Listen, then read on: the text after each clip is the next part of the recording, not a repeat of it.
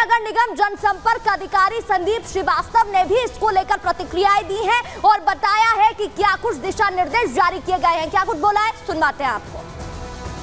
महापौर जी की अध्यक्षता में कार्यकारिणी समिति की बैठक हुई थी। उस बैठक में यह निर्णय लिया गया कि जो कांवड़ मार्ग हैं, जहां से कांवड़िया आते जाते हैं, जिन रास्तों से, उन रास्तों पे पड़ने वाले सभी मीट मांस की दुकानें पूरे सावन भर बंद रखने का निर्णय लिया गया है। और इस क्रम में नगर आयुक्त महोदय के द्वारा जो हमारे पशुधन के जो अधिकारी हैं उनको निर्देशित कर दिया गया है, आदेशित कर दिया गया है कि इसका स्थलीय सर्वे कर लें और जो भी मीट मुर्गा की दुकानें जो भी हैं, मांस की दुकानें हैं, वो पूरी तरह से पूरे सावन भर बंद रहेंगी, जिससे कि आने वाले कांवड़ियों को किसी भी प्रकार की कठिनाई न हो या कोई समस्या न हो।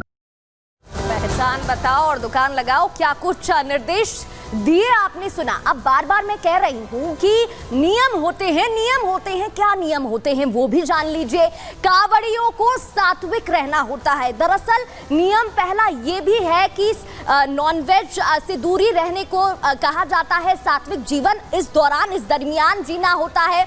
श्रद्धालु पैदल और नंगे पांव यात्रा करते हैं, इसलिए कठिनाई भी होती है। यात्रा के दौरान मांसाहार की मनाही होती है, किसी को अपशब्द नहीं बोला जा सकता, ये भी यहाँ पर नियम है। स्नान किए बगैर कावड़ छूने की मनाही होती है। यात्रा के दौरान तेल साबुन का इस्तेमाल नहीं कर सकते। यात्रा के दौरान बैठने और उठने के भी नियम है कि आप कहां किस वक्त बैठ सकते हैं। सोने का भी एक समय रहता है।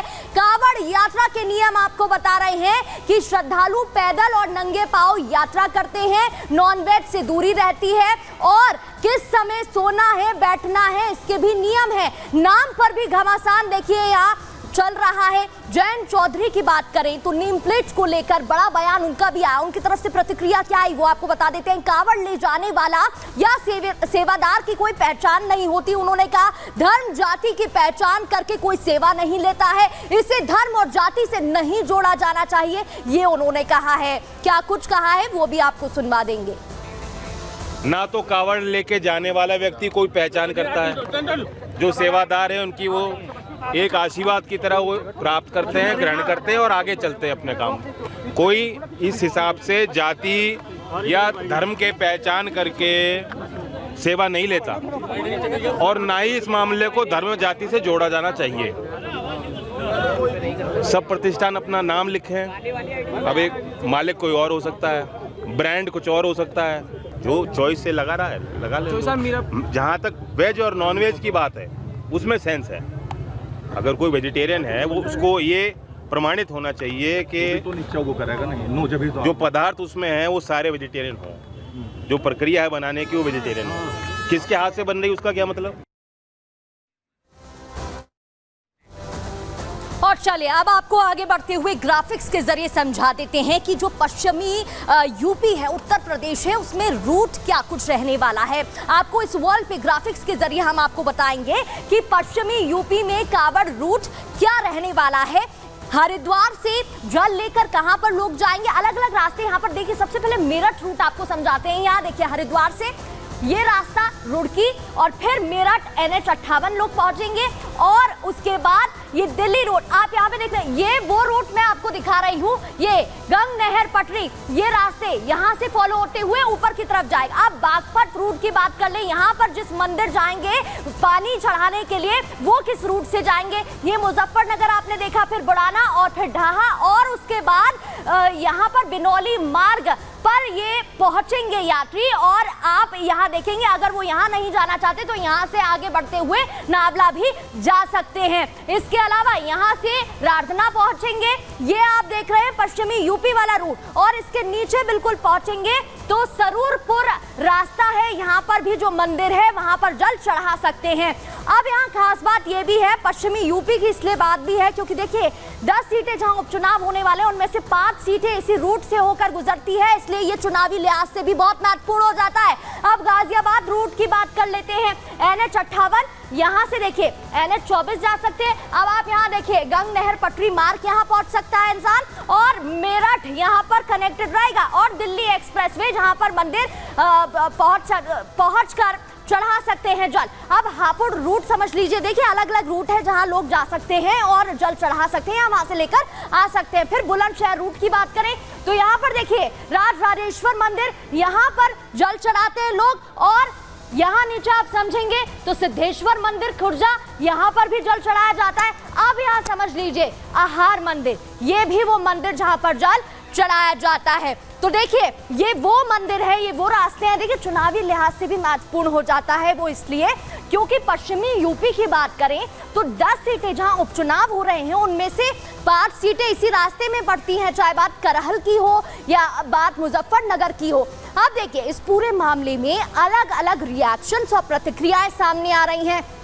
कौन से वो बयान हैं, कौन सी वो प्रतिक्रियाएं हैं, वो भी आपको सुनवा देते हैं और बता देते हैं क्या कुछ कहा गया है। देखिए असदुद्दीन ओवैसी की बात करें तो उनकी तरफ से कहा गया है कि मुसलमान अछूत बना दिए गए हैं। अब इस पर क्या प्रतिक्रिया, क्या पलटवार, सुधांशु त्रिवेदी ने क्या कहा वो भी आपको बताते हैं। उन्होंने कहा कि पहचान छिपाने वालों के साथ क्यों हैं आप, उनका साथ क्यों दे रहे हैं, क्या परेशानी है पहचान छुपाने से। अब सपा प्रमुख अखिलेश यादव की बात करें तो उनकी तरफ से कहा गया है कि ऐसे आदेश सामाजिक अपराध हैं, कोर्ट को संज्ञान लेना चाहिए। इस पर मुख्तार अब्बास नकवी बीजेपी की तरफ से क्या कहा गया वो आपको बता देते हैं। आस्था के सम्मान की सुरक्षा होनी चाहिए और अगर आस्था के मद्देनजर ये फैसला लिया गया है तो इसमें गलत क्या है। सावन में दुकानों पर नाम को लेकर विवाद थमने का नाम नहीं ले रहा है और लगातार इस पर प्रतिक्रियाएं भी सामने आ रही हैं। पहले आप वो सुन लीजिए। मेरे समझ से गलत नहीं किया है।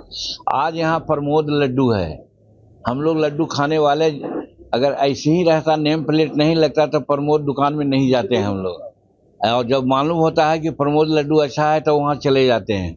उसी प्रकार से कामर वाले लोग, अच्छा प्रसादी देने वाले लोग, बढ़िया डीलिंग करने वाले लोग अगर हैं, नाम हो जाता है तो उनको नाम पहचान के लोग जाते हैं। इसलिए नाम लटका देना, नाम प्लेट दिलवा देना, इसको कोई धार्मिकता के चश्मे से नहीं देखना चाहिए। अगर कोई सोचता है तो उसकी धार्मिक कुंठा है। यात्रा जाने कब से निकल रही, कभी इस यात्रा के दौरान कोई धर्म के नाम पर किसी तरह का विवाद नहीं हुआ। फिर क्या जरूरत थी जो इस बार ही इस तरह का आदेश जारी किया गया।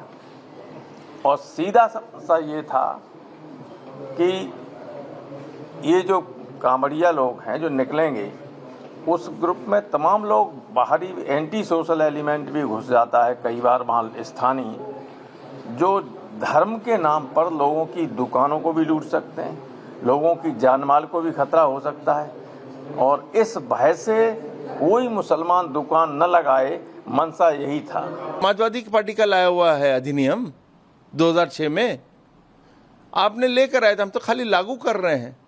ये थोड़ी कह रहे हैं कि कोई दुकानें बंद कर दें। कानून व्यवस्था कैसे खराब हो जाएगा, ये तो कानून व्यवस्था के लिए करा जा रहा है। और इसमें आप लाओ तो कम्युनल नहीं है, हम लाए तो कम्युनल बन जाएगा। ये कैसे हो सकता है? ये दो मापदंड नहीं चल सकते। अखिलेश जी, ये दोहरे जो चाल चरित्र चेहरा आप लोगों का है उसको बंद करना चाहिए। काट की हांडी एक दफे चढ़ती है और झूठ की हांडी आपने 24 में चढ़ा चुके हैं, बार बार नहीं चढ़ेगी। आपने